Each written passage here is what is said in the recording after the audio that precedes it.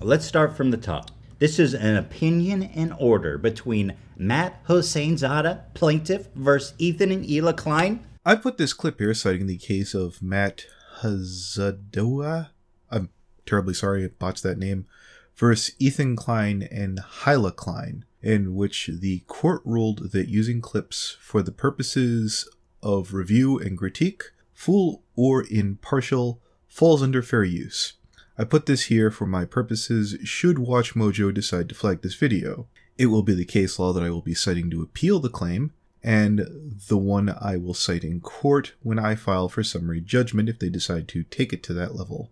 I do have reason to believe that WatchMojo is dishonest based on what that creepy reading told me and what they've done on YouTube. I'll play a clip at the end of this video in regards to that for context.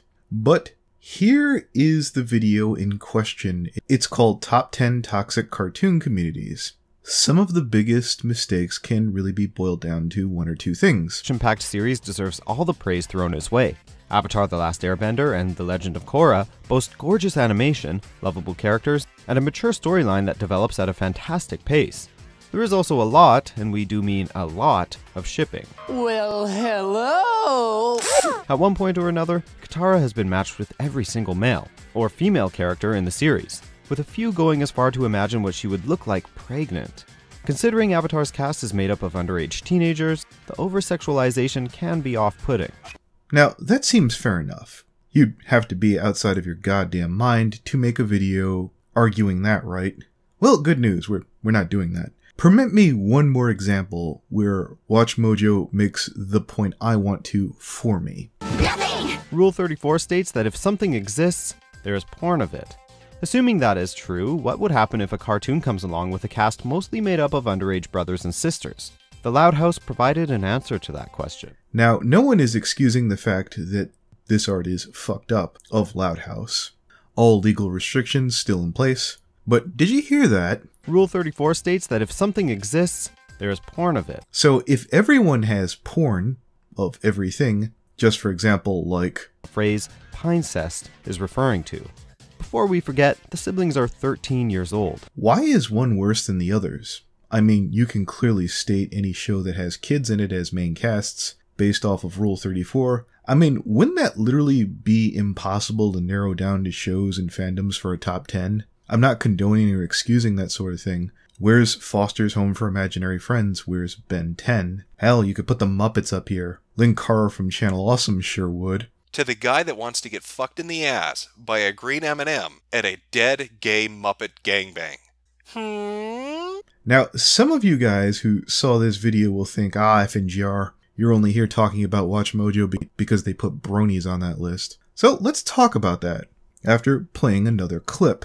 A My Little Pony fan has also received death threats after spearheading a campaign to get the webcomic Ask Princess Molestia taken down by Tumblr.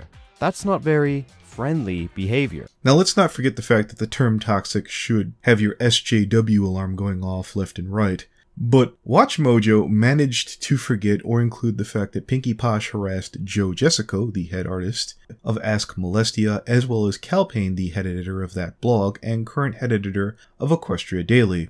But as with most liberal agendas, they're just not going to talk about that. Hell, Jerry Pete did a better job than WatchMojo. At least Jerry admitted that there was something more to understand about Pinkie Posh. Right from the word go, it wasn't exactly clear what Pinkie was trying to achieve. Some thought she was trying to have the blog taken down, some thought she was just trying to use the blog as an example of how rape jokes harm people, and even to this day it's not entirely clear what the purpose of the whole thing was. But didn't, because why not? But once again, let's take another look back at Mr. Metokur one more time.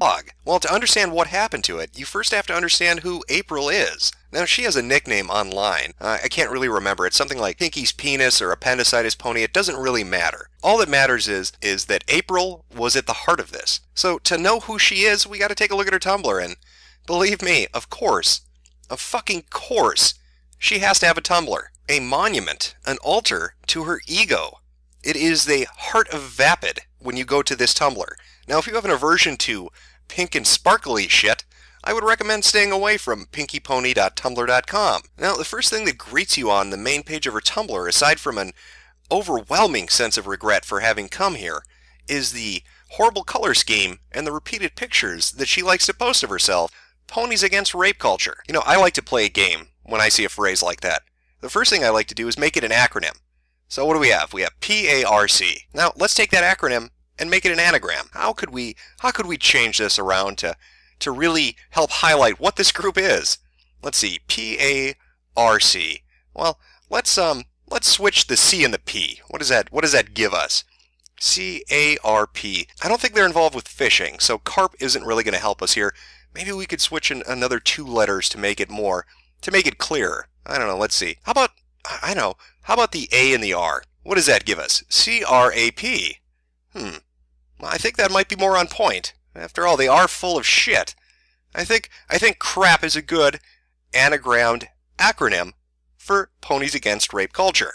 You bet your ass I'm willing to bet that those social justice warriors over at Watch Mojo are going to slap a claim on this. And I can't wait to hit appeal. In short, Watch Mojo brought up some crap from as early back as 2014, or maybe even earlier. They didn't do any research. Or as you're about to find out, they likely stole this, and you're about to hear from that creepy reading.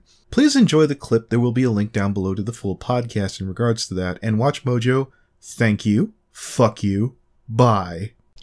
Okay, you guys know Watch Mojo, right?